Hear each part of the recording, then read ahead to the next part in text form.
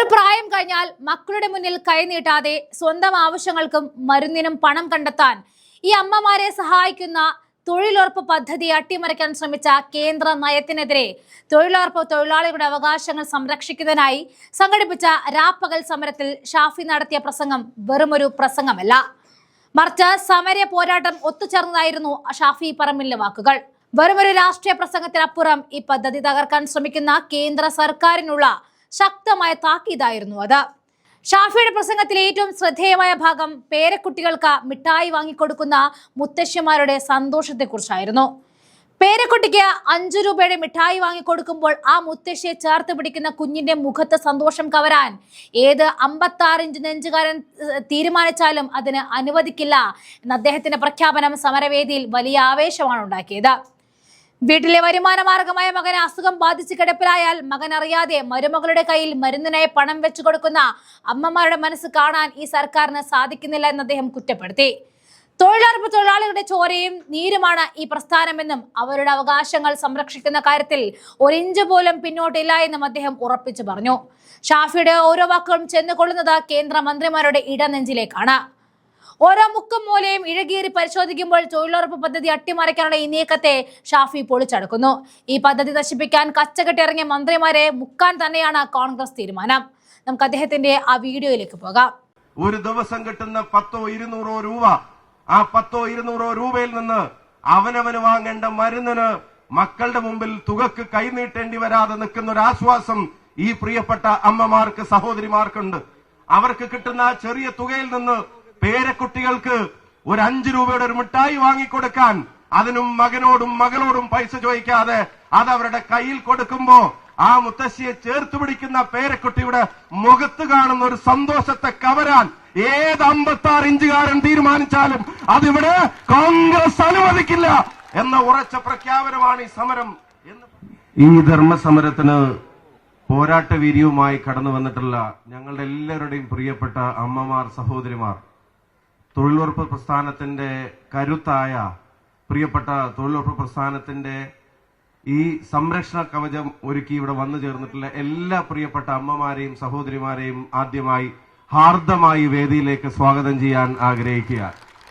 ഇവിടെ ഇരിക്കാൻ ഇരിപ്പിടമില്ലാതെ എന്റെ മുന്നിലും പുറകിലും അതുപോലെ വശങ്ങളിലുമെല്ലാം എഴുന്നേറ്റ് നിന്നും ഈ സമരത്തിന്റെ ഭാഗമാവുന്നവർ, സമാപന സമ്മേളനത്തിന്റെ സ്വാഗത പ്രസംഗം നടക്കുമ്പോഴും ഈ വേദിയിലേക്ക് കടന്നു വന്നുകൊണ്ടേയിരിക്കുന്ന പ്രിയപ്പെട്ട തൊഴിലുറപ്പ് പ്രസ്ഥാനത്തിന്റെ ചോരയും നീരുമായ സഹോദരങ്ങൾ, ഒരു കാര്യം സംശയങ്ങൾക്കിടയില്ലാത്ത വിധം ഇന്ത്യൻ നാഷണൽ കോൺഗ്രസ് പ്രഖ്യാപിക്കുകയാണ്, അവരുടെ അവകാശങ്ങൾക്ക് വേണ്ടിയുള്ള പോരാട്ടത്തിൽ ഈ പ്രസ്ഥാനം 1 ഇഞ്ച് പുറകോട്ട് പോവില്ല എന്ന ഉറച്ച പ്രഖ്യാപനമാണ് ഇന്നലെയും ഇന്നുമായി നടക്കുന്ന ഈ വലിയ സമര കാഹളം എന്ന് പറയാതിരിക്കാൻ കഴിയില്ല.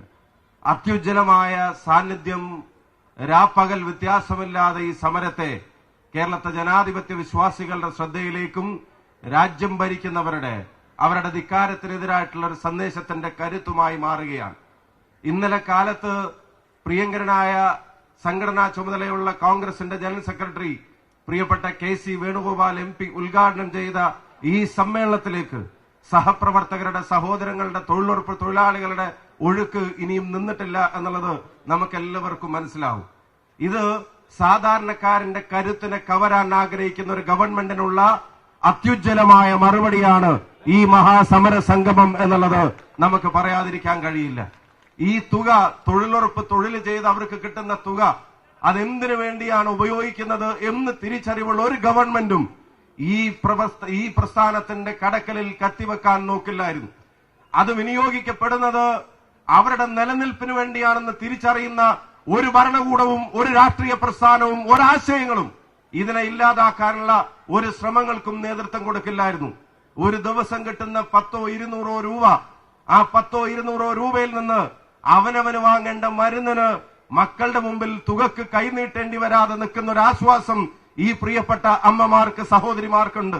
അവർക്ക് കിട്ടുന്ന ആ ചെറിയ തുകയിൽ നിന്ന് പേരക്കുട്ടികൾക്ക് ഒരു 5 രൂപയുടെ ഒരു മിഠായി വാങ്ങിക്കൊടുക്കാൻ അതിനും മകനോടും മകളോടും പൈസ ചോദിക്കാതെ അത് അവരുടെ കയ്യിൽ കൊടുക്കുമ്പോ ആ മുത്തശ്ശിയെ ചേർത്ത് പിടിക്കുന്ന പേരക്കുട്ടിയുടെ മുഖത്ത് കാണുന്ന ഒരു സന്തോഷത്തെ കവരാൻ ഏത് 56 ഇഞ്ചുകാരൻ തീരുമാനിച്ചാലും അതിവിടെ കോൺഗ്രസ് അനുവദിക്കില്ല എന്ന ഉറച്ച പ്രഖ്യാപനമാണ് ഈ സമരം എന്ന് പറയാതിരിക്കാൻ കഴിയില്ല.